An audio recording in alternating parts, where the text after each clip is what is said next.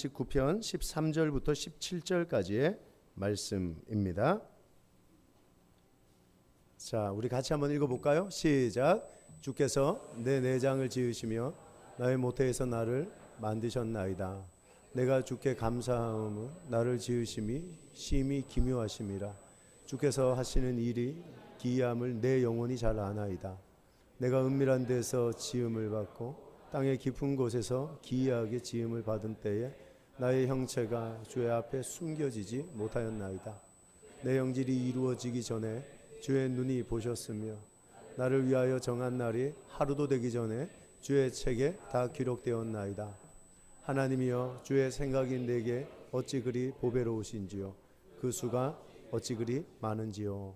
아멘. 여러분, 서울에서 부산까지 가장 빨리 가는 방법 뭔지 아세요? 1번 KTX 탄다, 2번 자동차 탄다, 3번 비행기 탄다, 4번 기타 등등. 서울에서 부산까지 제일 빨리 가는 방법, 이건 책에 나온 얘기인데 4번 기타 등등이래요. KTX가 제일 빠른 거 아니고 비행기 타도 제일 빠른 거 아니고 4번 사랑하는 사람과 함께 가는 거래요. 그 사람의 눈을 보고 가면 시간 가는 줄 모른대. 여러분, 오늘 예배 엄청 빨리 지날 것 같죠? 그렇죠? 사랑하는 사람과 함께 드리는 예배니까 우리 옆에 계신 분들과 한번 인사합시다. 당신 만나서 행복합니다. 예, 당신 만나서 행복합니다. 다시 한번 인사합시다. 지루하지 않습니다. 예, 지루하지 않습니다. 사람들은 모두가 행복을 꿈꿉니다. 행복이란 말만 들어도, 그 단어만 생각해도 어떤 자매가 그러더라고요. 마음이, 가슴이 벌렁벌렁한데요. 행복이라는 삶이 자기의 인생에 소망을 주고 있다는 말이었어요. 여러분, 그렇다면 어떤 사람이 가장 행복한 사람이라고 생각하세요? 저는 이 설문조사를 보고 매번 놀라지만 세계 100대 기업인들, 그러니까 돈 많이 가지고 있는 100대 부자들에게 물었어요. 당신 삶에 만족하냐? 그랬더니 87%의 부자들이 만족이 없다 그랬어요. 세계 100대 교수, 지식인들에게 물었어요. 당신 행복하냐? 92%의 사람들이 행복하지 않다 그랬어요. 여러분, 누가 행복할까요? 나는 좀 없으니까 돈 많으면 행복할 거라고 생각했어요. 나는 좀 부족하니까 많이 배우면 행복할 거라고 생각했어요. 근데 많이 가진 사람한테 물어보니까 가져도 행복하지 않다는 거예요. 많이 배운 사람한테 물어보니까 많이 집어넣어도, 채워도, 배워도 만족이 없고 행복이 없더라고 대답을 하고 있더라는 거죠. 여러분, 이 세상에서 행복한 사람이 누구라고 생각하십니까? 혹여 제가 여러분들한테 물어볼까요? 여러분 행복하십니까? 그러면 두 손 높이 들고 나 행복합니다라고 말할 수 있는 사람이 여기 몇 대일까요? 어젯밤에도 아마 잠 못 잔 사람이 있을걸요. 다크서클이 눈 밑까지 내려와가지고 여러분, 너무너무 힘들고 고민 많고 염려, 근심, 걱정이 있는 사람 여기에 가득할 거예요. 전 그렇게 생각을 하거든요. 행복하다 말할 수 있는 사람이 별로 없다는 거죠. 사람은 행복을 돈이라고 여기는 거예요. 행복 이꼴 돈이야. 돈이 있으면 행복해. 아마 우리들 가운데도 그런 사람이 있을 수 있어요. 좀 더 가지면, 좀 더 있으면, 좀 더 소유하면 나 행복해질 수 있어 라는 착각 속에 있는 사람 많아요. 여러분, 세상에서 돈 제일 많은 사람들 중에 행복하다 그러면 자살하지 말아야 되는 거 아니에요? 세계 44위 부자, 독일 사람인데요. 달리는 기차에 뛰어들었어요. 죽어버렸어요. 그 많은 돈 중에 주식해서 돈 좀 잃어버렸다고. 여러분, 돈 있는데 왜 자살해요? 행복 이꼴 돈이라는 이 명제가 올바른 명제가 아니라는 걸 우리에게 가르쳐주는 공식이잖아요. 사랑하는 여러분, 행복은 돈이 아닌 것 같아요. 여기 우리 교회 바로 앞에 있는 현대그룹, 여러분 정머시기 회장님, 여러분 자기 집무실 12층에서 때려내려 죽었어요. 여러분, 돈 많으면 그럴 필요 없잖아요. 행복한데 소유가 행복이 아니라는 건 여러분도 알고 저도 알아요. 많이 가진 것이 행복이 아니라는 건 여러분도 깨닫는 바고 저도 깨닫는 바라는 거죠. 또 어떤 사람은 인기가 행복이다 여기는 사람이 있어요. 야, 사람들한테 인기 많으면 행복할 거야. 저는 이것도 아니라고 봐요. 여러분, 저는 인기가 많은데 비웃는 거예요? 어떤 연구 결과는 비웃으면 건강이 굉장히 안 좋대. 여러분, 인기가 많으면 행복하다고 생각을 하는데 저는 정말 인기 많은 여자 한 명을 알고 있거든요. 남자는 여자 하기 나름이에요. 이런 CF도 찍었고요. 최진실이라는 사람이었어요. 그 사람은 자살했어요. 사람들이 자기 기사에 악플을 다는 걸 이겨내질 못했어요. 술 먹고 목을 매 죽은 것이죠. 그 사람뿐인가요? 뭐 정답인 수많은 연예인들이 인기가 있지만 그들이 행복한 삶을 살지는 못했던 것 같아요. 돈 이꼴 행복이다. 인기 이꼴 행복이다. 여러분, 이런 공식들은 우리의 삶에 적용될 수 없는 공식이란 걸 여러분이 너무 잘 알고 있는 것들이죠. 그럼 행복의 열쇠는 뭘까요? 돈도 행복이 아니고 인기도 행복이 아니고 성공도 행복이 아니라면 우리는 어떻게 하면 행복을 찾을 수 있는 걸까요? 고민해야 되지 않겠어요? 그 학교를 간 이유가 행복하고 싶어서였잖아요. 그 직장을 가려고 하는 이유도 행복하고 싶어서잖아요. 그 사람을 만나 결혼하려고 하는 것도 행복하고 싶어서잖아요. 근데 그게 내게 행복이 아니라면 행복은 뭘까요? 행복은 어디서 오는 걸까요? 사랑하는 여러분, 저는 행복이 소유가 아니라 존재라고 생각하는 거예요. 내가 어떤 사람인가를 알면 우리의 삶에 새로운 국면이 열리고 행복의 문들이 열린다고 생각해요. 저는 오늘 여러분이 어떤 존재인지에 대한 이야기를 간단하게 말할 거예요. 원래 이 설교를 준비하지 않았어요. 근데 김정희 전사님이 막 오더니 목사님 그 설교보다 이런 설교해 주세요. 이러는 거예요 나한테. 그래서 설교를 막 바꿨어요. 막 바꿨어요. 너무 머리 아파요. 너무 골치 아파요. 어떻게 하면 이 설교를 잘할 수 있을까 지금 굉장히 고민돼요. 저는 이 설교를 통해서 여러분이 행복으로 가는 길을 발견할 수 있기를 바랍니다. 아멘. 자, 인간이 왜 행복하지 못할까? 그건 행복을 가로막는 장애물이 있기 때문이라고 성경이 말하는 거예요.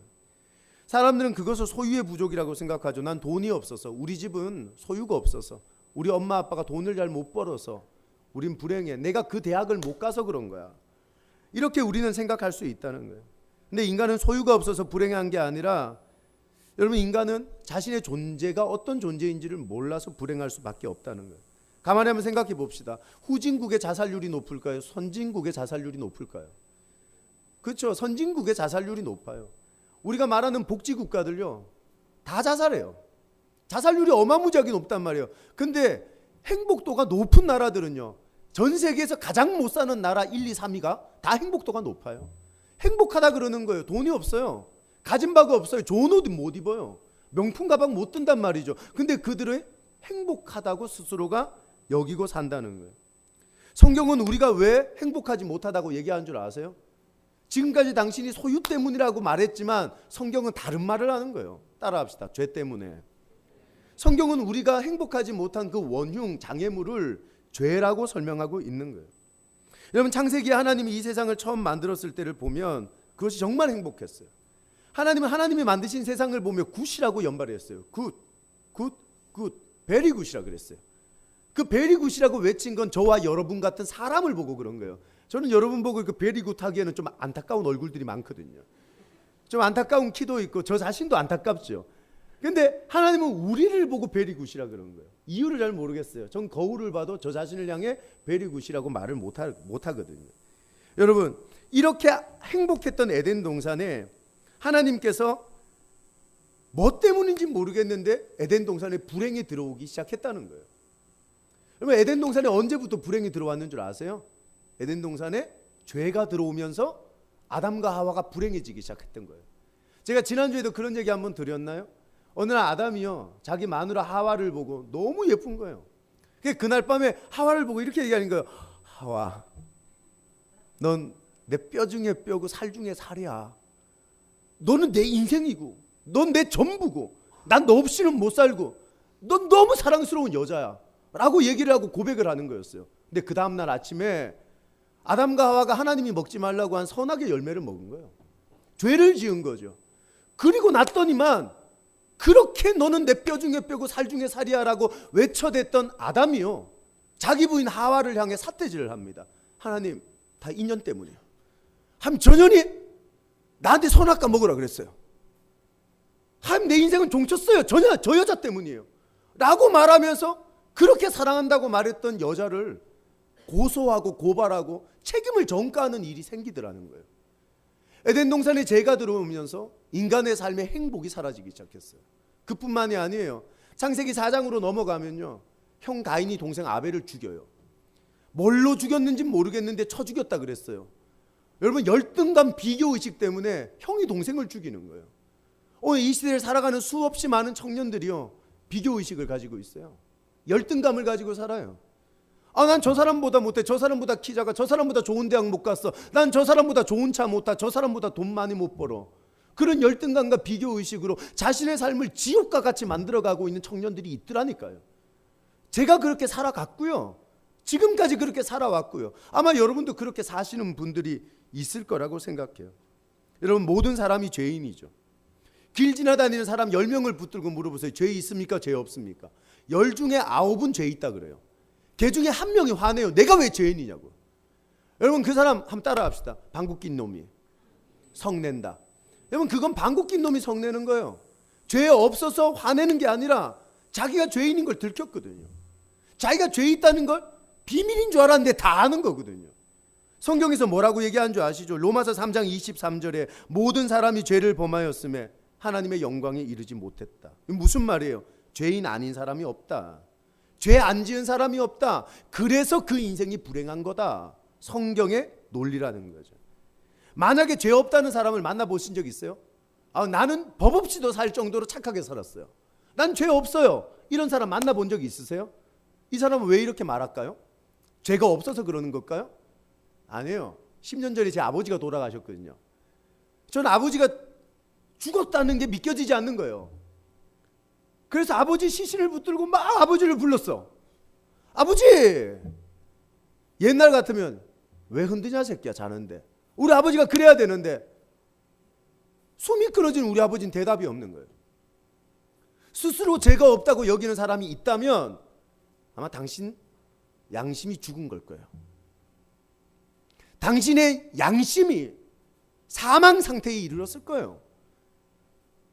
당신이 죄인인 것도 모르고 세상을 살고 있는 연약하고 불쌍한 사람일 수 있더라는 거죠. 여러분, 죄에는 중독성이 있어요. 죄의 중독은 무서워요. 죄는 끊임없이 우리를 더 죄짓게 만드는 중독성으로 우리를 무너뜨리고 있는 거죠. 안양초등학교 살인사건 일으켰던 제이 씨 아시죠? 여러분, 이 제이라는 사람이요, 집에 찾아가 봤더니 컴퓨터를 들여봤더니 아동 포르노가요 수백 편이 나오는 거예요. 이 사람은 머릿속으로 그 포르노를 보면서 항상 생각한 거예요. 야, 재밌겠다. 그렇게 죄를 짓던 어느 날 그가 초등학교의 여자아이를 데려가서 성폭행하고 죽여버린 거예요. 이 죄의 중독성에 빠져있는 청년들이 있다니까요. 헤어나오고 싶어요. 빠져나오고 싶은데도 못 빠져나오는 거예요. 죄가 중독성을 가지고 있기 때문이라는 거죠. 더 무서운 건 뭔지 아세요? 죄에는 심판이 있다는 거예요. 로마서 6장 23절 말씀에 따라합시다. 죄의 삭은 사망이요. 죄의 결과는 사망이에요. 죄에 중독되어 죄에 붙들리고 죄에 사로잡힌 사람은 결국 영원한 심판, 지옥에 갈 수밖에 없다고 성경이 오늘 우리에게 말하고 있는 거죠. 이 죄는 우리의 인생의 행복을 가로막는 원흉이죠. 이 죄 문제를 해결하지 못한 인생은요, 하나님이 만들어 놓으신 아름다운 삶을 살아갈 수가 없어요. 여러분, 그거 아시죠? 그럼에도 불구하고 하나님이 우리를 사랑하셨어요. 요즘 청년들을 보면 사실 자기를 사랑하지 못하는 사람 많이 만나거든요. 어떤 아이는 자해를 하더라고요. 커트칼 하나를 들고 계속해서 끊는 거예요. 여기를. 여기서부터 여기까지가 시커매요. 왜 그러냐 그랬더니 자기는 계속 자해를 한대요. 이렇게 피가 흐른다는 거예요. 자기를 사랑하지 못하는 사람 많이 만나요. 자기를 사랑할 줄 모르는 사람들을 많이 본다는 것이죠.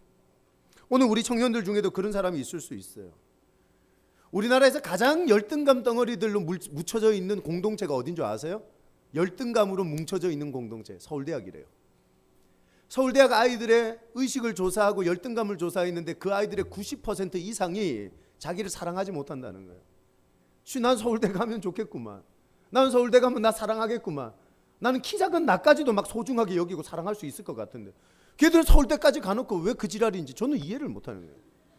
여러분, 걔들이 좀 제정신을 차려야 되지 않겠습니까? 사랑하는 여러분, 이 나라는 수능고사 치는 날이 되면 난리가 나요. 그거 아시죠? 신문 1면부터 10면까지 무슨 얘기로 가득한 줄 아세요? 수능이에요. 근데 더 재밌는 게 뭔지 아세요? 이 나라에 19살짜리 아이들 중에 대학을 가는 사람이 많을까요? 대학 안 가는 사람이 많을까요? 아직 대학 안 가는 애들이 조금 더 많아요. 여러분, 그 19살짜리 아이들이 수능을 치는데 온 나라가 수능. 그럼 대학 못 가는 아이들은 뭐예요? 인간 아니에요? 가치 없어요? 쓰레기예요? 삼류예요? 이 나라가 우리를 그렇게 만들어가고 있더라는 것이죠. 이 나라에 3대 종교가 있다죠. 기독교, 불교, 이슬람교. 아니에요. 기독교, 불교, 대학교예요. 수많은 사람들이 대학교를 종교처럼 여기고 있죠. 좋은 대학 가야 돼. 괜찮은 것 같은데 한 6개월쯤 지나면 반수하고 싶다는 거야. 너 왜 반수하려고 그러냐? 난 새로운 전공 과목 막 거기에 대한 막 호기심이 생긴 줄 알았어. 더 좋은 대학을 가고 싶다는 거였어. 난 이런 블랙홀 같은 대학에서 빠져나와야 되겠어. 난 더 좋은 대학을 갖고 와. 그 사람은 대학이라는 종교를 믿고 있다고 저는 보고 있는 거예요. 제가 알고 있는 한 자매 대구에서 만났어요. 영남대학 수학교육과 사대를 다니고 있었어요. 이 아이가 어느 날 찾아와서 이상한 소리를 하는 거예요. 앞뒤 없는 얘기 있죠.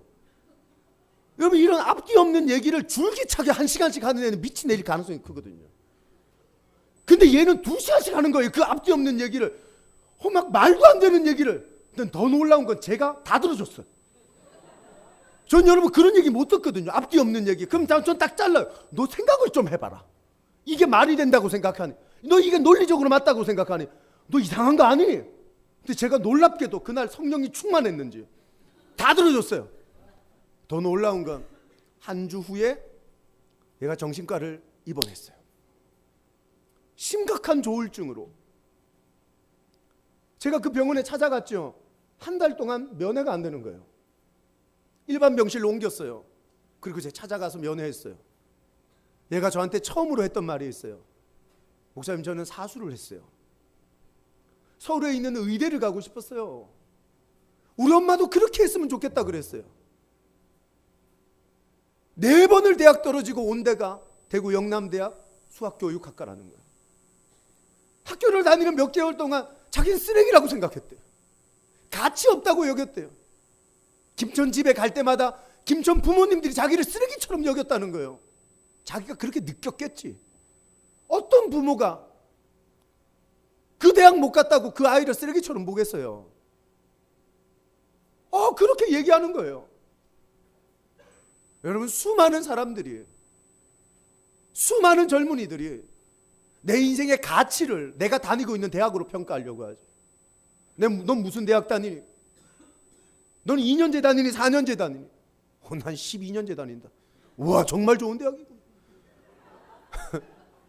그런 말도 안 되는 논리가 성립될 수 있더라는 거죠.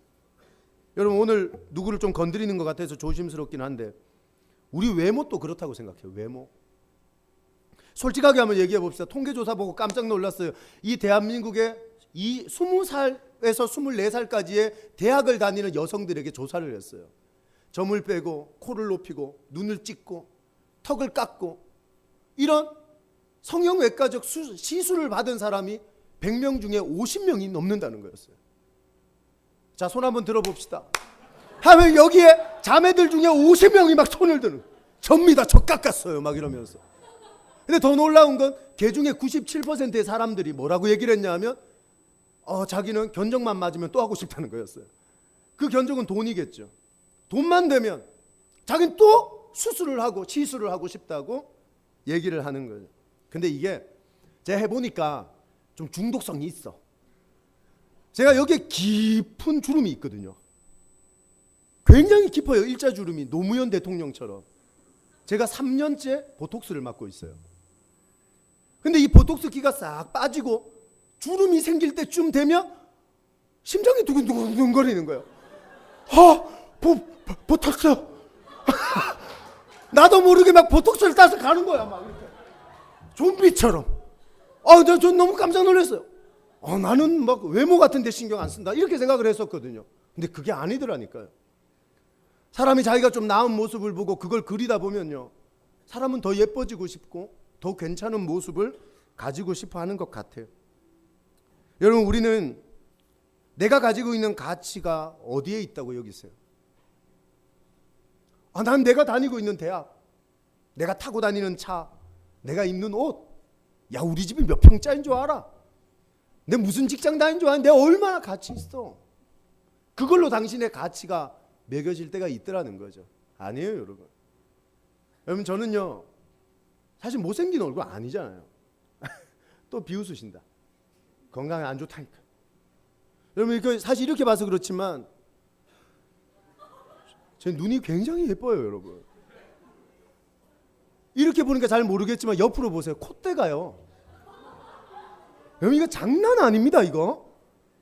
여러분, 저는 저희 집에 있는 모든 당근을 코로 썰어요. 너무 날카롭게 빼쪽해서. 비웃으셔도 뭐 상관은 없습니다.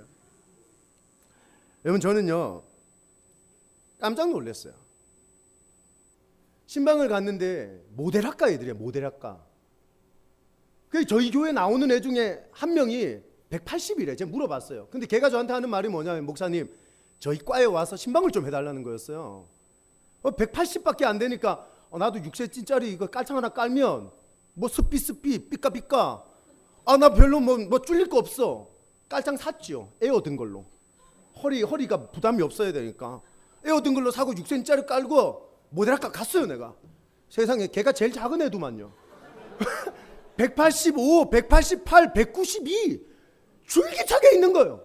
여러분, 제가 걔들 옆에 딱 서서 예수님이 어쩌고 저쩌고 이런 건 막 제 입에 나오지도 않아. 나는 계속 그냥 발만 구르는 거. 난 분명 깔창했는데 나는 왜 여기 왔는데 왜 난 여전히 난쟁이지? 막 내가 이런 생각밖에 안 드는 거예요. 여러분, 그거 아시죠? 내가 소유하고 있는 것에 가치를 두면요, 당신의 외모에 가치를 두면요, 당신이 다니고 있는 학교에 가치를 두면요, 당신은 오늘 당신보다 더 좋은 대학에 다니는 사람을 만나게 될걸요. 당신보다 더 예쁜 여자를 만나게 될걸요. 더 멋진 남자를 만나게 될걸요. 자매들 그러잖아요. 엘리베이터 탁 타고 아파트에서 내려올 때 자기 오늘 화장 너무 잘 먹은 거야. 원피스가 오늘 너무 예쁜 거야. 근데 세상에 아래층에 막 쭉쭉빵빵 172에 막 몸무게 46kg짜리 아가씨가 타는데 거울을 보면 자기는 돼지야. 여러분, 내가 소유의 가치를 두면 나보다 더 많은 소유를 가진 사람을 조만간 만날 거예요. 내 인생의 가치가 그렇게 가변적이었으면 좋겠어요. 나의 가치라는 게 그렇게 왔다 갔다 하는 가치였으면 좋겠어요. 하나님이 당신을 만드셨을 때 당신의 가치는 불변한 것이었어요. 당신이 그 대학을 가든 저 대학을 가든 당신은 하나님 앞에 가치 있는 존재였던 거예요.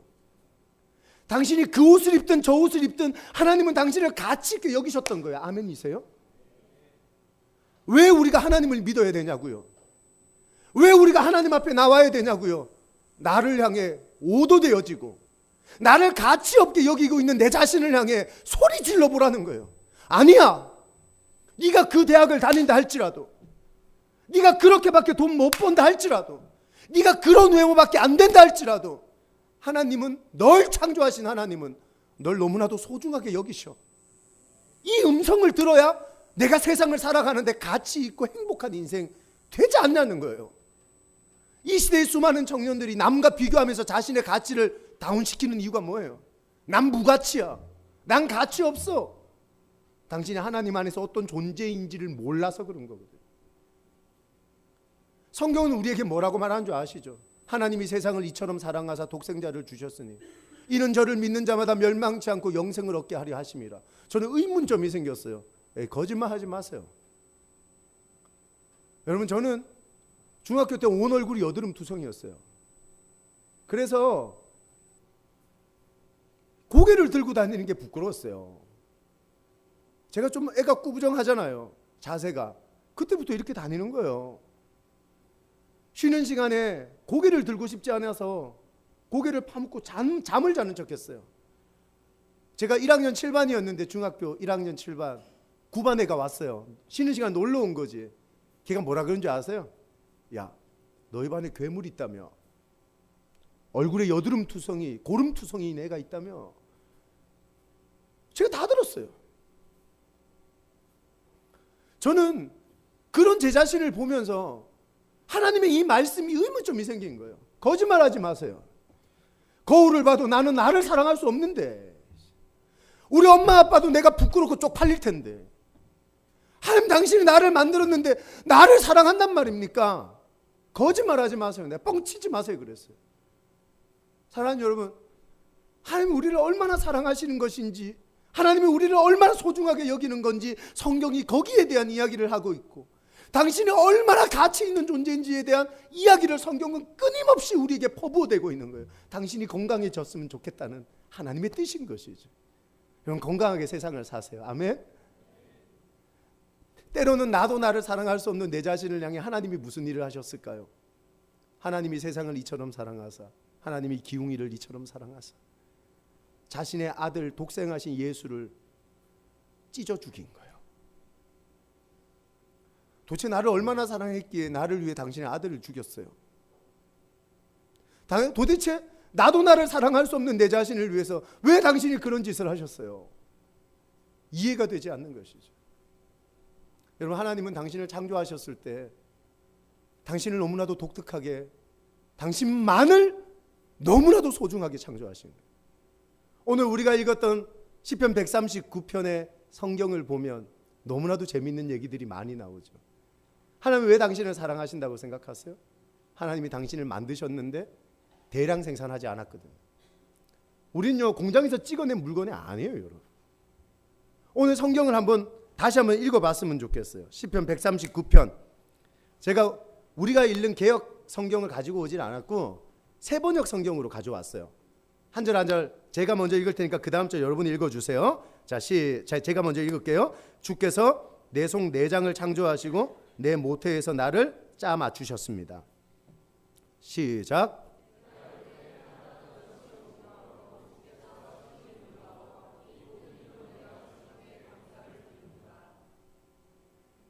더 읽으셔야죠.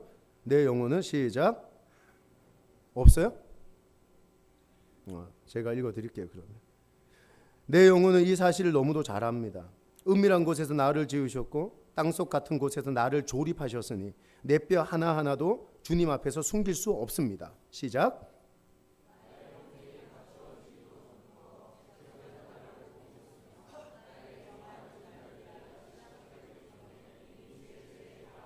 같이 읽을까요? 시작. 하나님, 주의 생각이 어찌 그리도 심오한지요.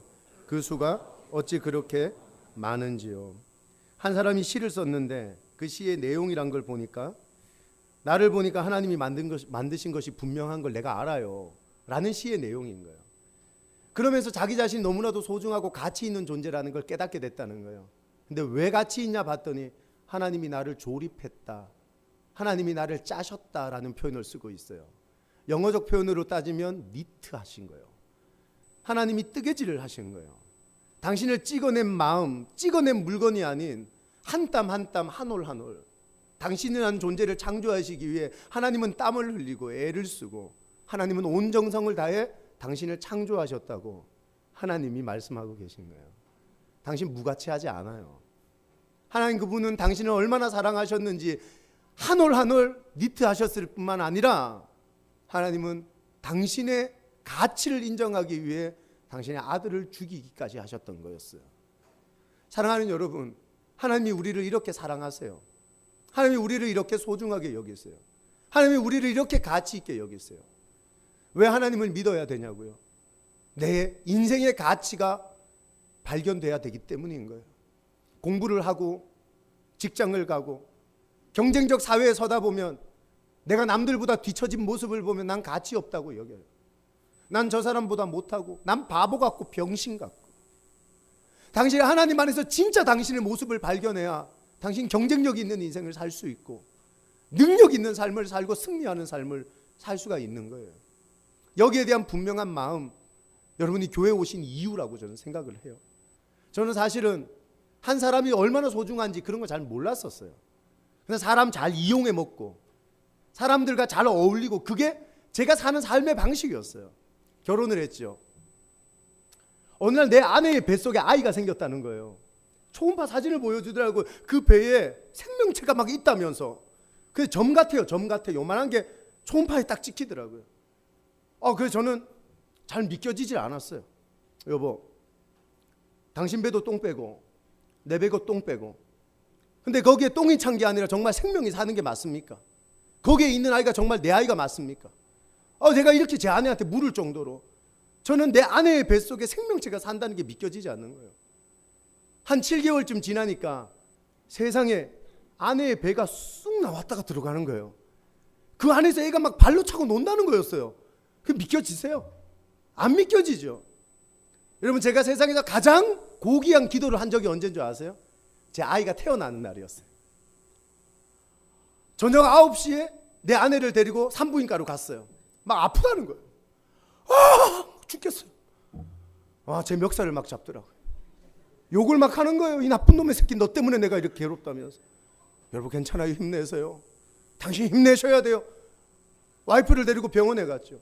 밤을 샜어요. 제가 여러분 새벽 6시가 됐어요. 꼴딱 밤을 샜어요. 근데 제가 제 아이가 태어나는 걸 못 봤어요. 6시 50분에 10분 딱 졸았는데 7시에 태어났다는 거예요. 너무 허무했어요. 내가 너무너무 슬펐어요.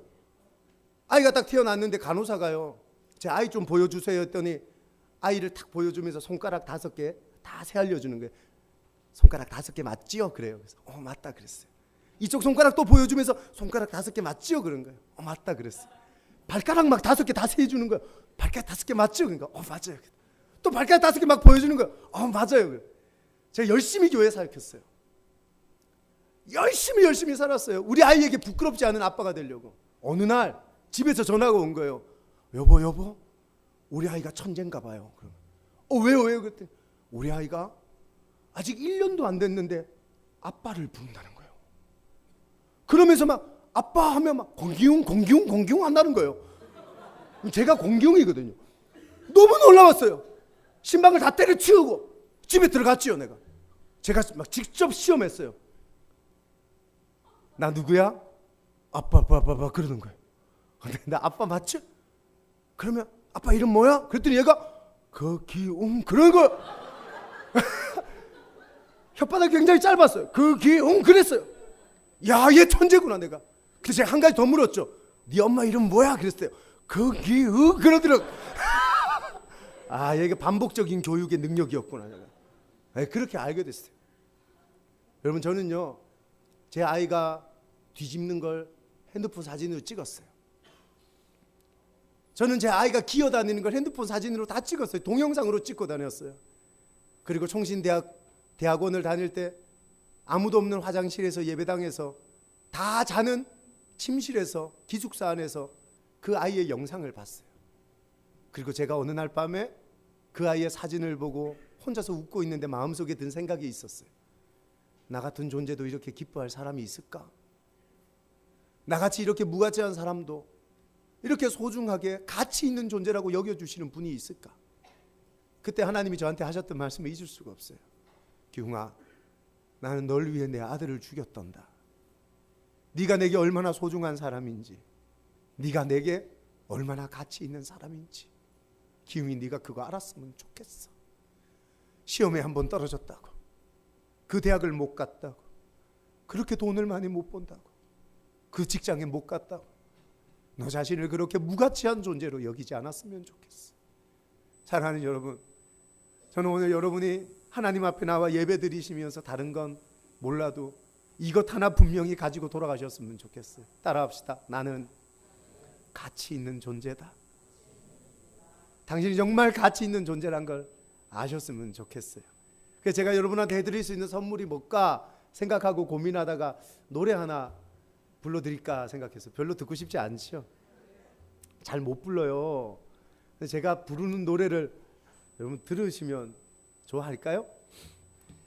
하나님은 너를 만드신 분. 안 되겠다. 우리 신원자매가 한번 불러주세요. 나왔어. 제가 원래는 제가 부르고 신원이 불러달라 그랬는데 내가 안 부르고 내가 부르려 그랬는데 안 되겠어요. 반주 한번 해주시고 눈을 감고 한번 들어보실까요? 불도 한번 쓱 꺼주시면 원래 이 분위기가 굉장히 중요하거든요. 네, 너무 끄지 말고 이러면 안 돼. 이러면 괴기스러워요. 예, 좋습니다. 이런 거. 예, 우리 신원자매가 눈 한번 감아 보시고 하나님이 당신을 어떻게 생각하시는지 찬양을 통해 선물 받고 돌아가셨으면 좋겠어요.